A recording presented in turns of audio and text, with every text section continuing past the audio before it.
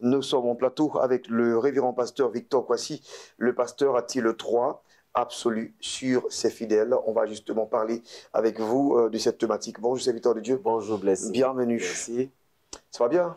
Ouais, tout va bien. D'accord. Alors, on va dire, certains disent paix de joie, shalom et tout ça, à vous. Alors, on va bien sûr parler de cette thématique-là. Pourquoi vous décidez d'en parler aujourd'hui? Oui, ça devient de plus en plus une préoccupation pour beaucoup de personnes. Certains n'ont plus envie de mettre les pieds dans une église de peur que quelqu'un s'accapare toute leur vie et qu'ils n'aient plus le droit de faire quoi que ce soit sans avertir qui que ce soit. Je dirais ça comme ça.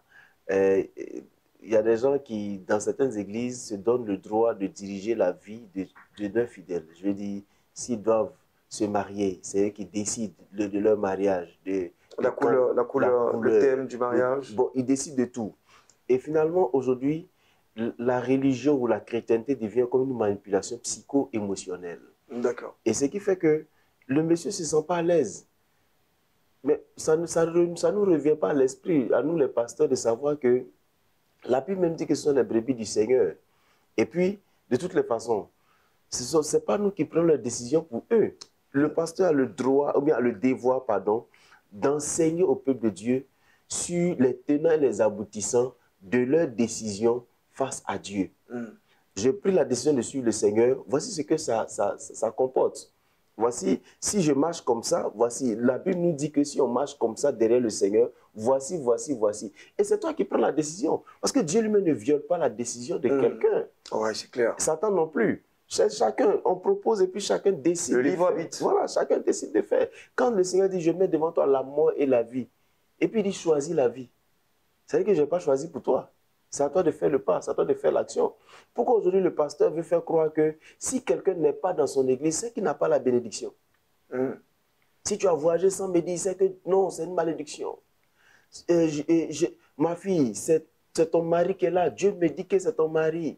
Mon fils, Dieu me dit que Dieu me met à cœur que c'est ton... Il y a même des tantis de l'église aussi qui font des branchements et qui insistent sur les petites sœurs, les sœurs là. Et non, le frère a dit qu'il te veut, c'est un bon frère, tout. Comme on le dit, on appelle ça aussi le branchement. Mais ça paraît aussi harcèlement. Absolument. En fait, c'est cette partie harcèlement. Si on fait les dating dans une église, c'est pas mauvais. De toute façon, là, on appelle à se marier, à découvrir d'autres personnes. Mais quand ça donne l'allure d'une chose spirituelle, d'une voix de Dieu...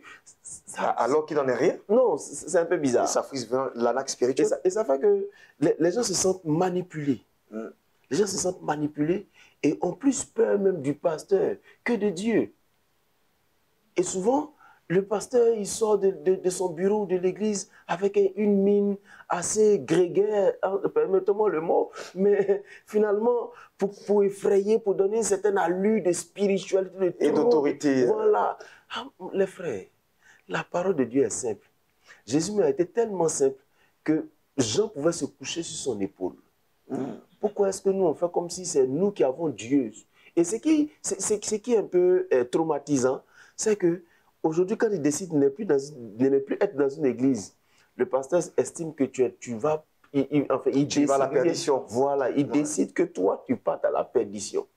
Mais on ne se rend pas compte, les pasteurs, que souvent le Seigneur fait exprès pour nous montrer que la vie de son enfant ne dépend pas de nous, ça dépend de lui. Donc souvent le Seigneur même retire les enfants de notre pâturage parce qu'il ne veut pas qu'on le manipule, il ne veut pas qu'on l'empêche d'être béni. Il faut qu'on se limite à enseigner la parole de Dieu, à faire ce qui est juste et laisser les gens prendre leurs propres décisions. C'est clair. Ça va nous éviter à nous-mêmes beaucoup de problèmes et ça va éviter aux fidèles beaucoup de stress et ça va nous conduire tous au pied du Seigneur. Parce que l'objectif du pasteur, c'est ça, conduire les gens au pied du Seigneur. Le pasteur n'a pas le droit exclusif sur la vie de ses fidèles.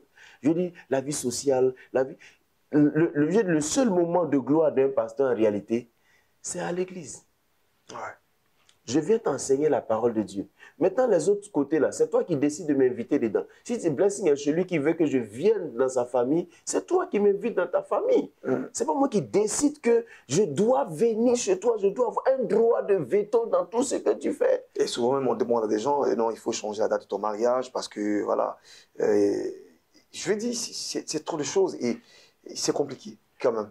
Et même si, je me dis souvent, même si c'est le Seigneur qui a dit quelquefois, Il faut qu'on utilise un peu de sagesse pour pouvoir transmettre le message de Dieu. Il y a des pasteurs même, par exemple, bon, des pasteurs qui vont dans les maisons des gens qui décident que ça m'appartient aujourd'hui, ça doit venir chez moi, ça doit faire comme si... Ma fille, cette télévision-là, Voilà, c'est pour le bureau. voilà, on ouvre le placard, mais ça, c'est une impolitesse. Non, c'est impoli d'aller chez Blessing et de croire que la maison de Blessing m'appartient parce que je suis son pasteur. Non, je suis son pasteur à l'église. Et Blessing a sa vie. Je pourrais être son pasteur quelque part s'il m'invite là-bas. Mais il a sa vie. Ouais. Parce que même quand Blessing va au travail, ce n'est pas moi qui le dirige.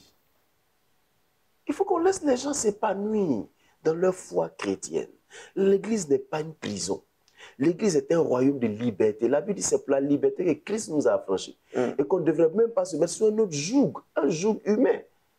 Mais malheureusement, les lois que nous établissons aujourd'hui dans nos congrégations emprisonnent plus l'esprit des gens que ne leur donne la liberté. C'est pourquoi aujourd'hui, ça ressemble à une manipulation psycho-émotionnelle. Ouais. Le monsieur, il est traumatisé. Souvent, il se dit, et on arrive à dire, si tu ne viens pas à l'église, alors c'est une malédiction. Non, non, écoutez, quelquefois, on va trop loin. Ce n'est pas une malédiction. On doit les exhorter à être ponctuels pour qu'on puisse commencer tôt et finir tôt. Ouais. Tranquille, et puis on y va. Et aussi, l'église de Dieu ne se limite pas aux dénominations. Non. Donc, il peut m'enlever à l'église X et il m'emmène à l'église, non, pas à l'église, la dénomination X et il m'emmène à la dénomination Y, mais tout ça fait partie de son église. Donc, il a le choix de savoir que telle église-là, je vais avoir l'enseignement qu'il faut sur la situation que je traverse. Après, si le travail est fait, il peut m'emmener autre part, peut-être pour une délivrance quelconque, mais tout ça, Dieu est en train de travailler dans la vie des uns et des autres. Oui, mais nous ne comprenons pas ça comme ça parce que nos congrégations sont aujourd'hui des activités assez égocentriques. Sectaire. Ouais, sectaire, merci. Le gars, il s'est dit, c'est ici, là que Dieu se trouve. Ouais. Et je ne sais pas si tu as déjà remarqué, mais il y a des gens, quand tu n'es plus dans l'église, ils ne te parlent plus, ils ne t'appellent plus. Ça arrive partout. Ah, mais pourquoi? Ça arrive partout. Et le royaume de Dieu qui est chez l'autre.